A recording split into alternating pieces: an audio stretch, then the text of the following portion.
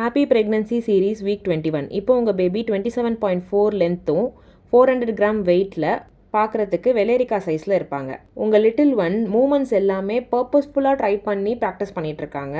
தலையில் முடி ஆல்ரெடி வளர ஸ்டார்ட் பண்ணியிருந்தாலும் ஒயிட் கலரில் தான் இருக்கும், இன்னும் பிளாக் பிக்மெண்ட் டெவலப் ஆகலை.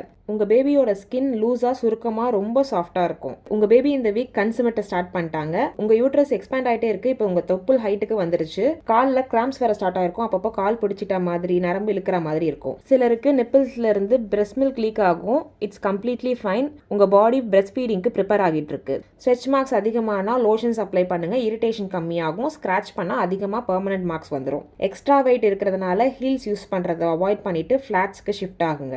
ரொம்ப நேரம் ஒரே பொசிஷனில் உட்காரவோ நிற்கவோ அன்கம்ஃபர்டபுளாக இருக்கும்.